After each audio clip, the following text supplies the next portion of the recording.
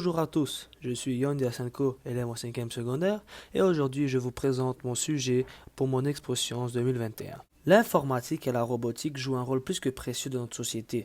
Depuis le début du 21e siècle et un peu avant, ces deux branches de la science se sont développées à un point où notre société ne peut plus survivre sans leur présence. Arduino est une plateforme mélangeant l'électronique et l'informatique. Elle est appelée Open Source, c'est-à-dire logiciel libre. Une plateforme où l'on peut modifier, copier et diffuser en toute liberté des programmes informatiques. Elle fut créée en 2005 par un groupe d'étudiants en Italie qui avait comme but de concevoir une plateforme afin de faciliter la création de systèmes électroniques et de diffuser l'accès à un plus grand répertoire de gens à travers le monde. Arduino représente très bien le concept de mélanger l'informatique et la robotique. Cette carte fonctionne sur le principe d'entrée d'information et de sortie d'information. Après la détection d'un certain événement, bien entendu choisi dans le programme, la carte effectue ce que le programme lui demande. Comment la plaque sait ce qu'elle a à faire? Elle le sait grâce au principe de compilation. Le principe de compilation a lieu uniquement car la plaque ne sait pas déchiffrer ce que nous, les humains, avons écrit dans le programme. Elle ne sait que suivre des étapes écrites en 0 et 1, c'est-à-dire le langage binaire. Les différents composants électriques de notre robot peuvent être comparés aux différents sens d'un être humain.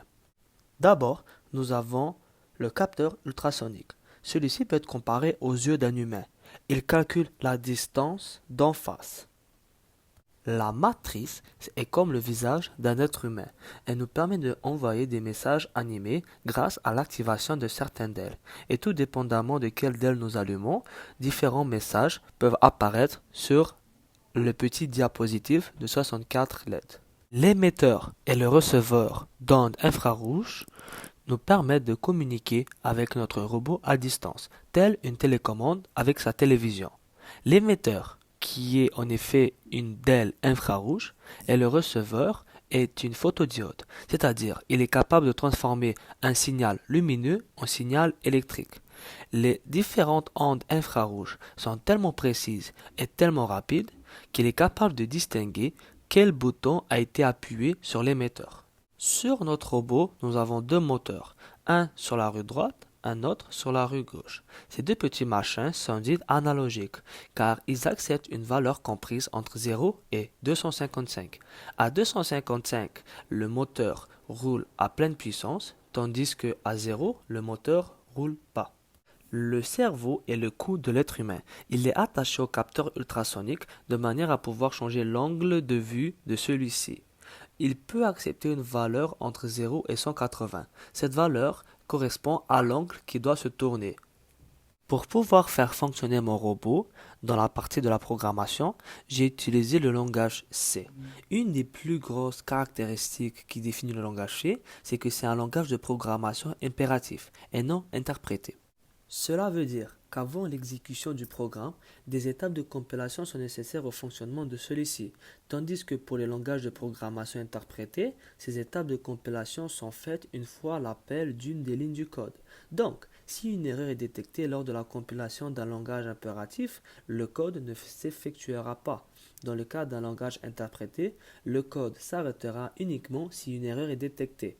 Cela peut s'avérer être utile lors du développement de grands projets, une application, car il est possible d'exécuter un code incomplet pour pouvoir construire son projet étape par étape. J'ai choisi 6 boutons sur ma télécommande qui auront un effet sur mon robot. J'ai 4 flèches, droite, gauche, devant, bas. Celles-ci font avancer le robot dans les directions choisies. Le robot avancera dans cette direction en boucle jusqu'à ce qu'un autre bouton soit appuyé. Le bouton OK arrête le robot. Pour que mon robot aille à gauche, j'appuie sur la flèche gauche. La roue droite avance et la roue gauche arrête. Pour que mon robot aille à droite, j'appuie sur la flèche droite. Donc la roue gauche avance et la roue droite arrête. Finalement, le bouton 0 permet à mon robot de rentrer dans le pilotage automatique. C'est à ce moment que le capteur ultrasonique et le cerveau rentrent en jeu. Quand le capteur ultrasonique détecte une distance inférieure à 15 cm, le robot s'arrête. Le capteur ultrasonique calcule la distance à gauche du robot et à droite du robot en se déplaçant grâce au cerveau et le robot change de direction là où la distance est la plus grande. Ce principe roule en boucle jusqu'à ce qu'un autre bouton soit appuyé.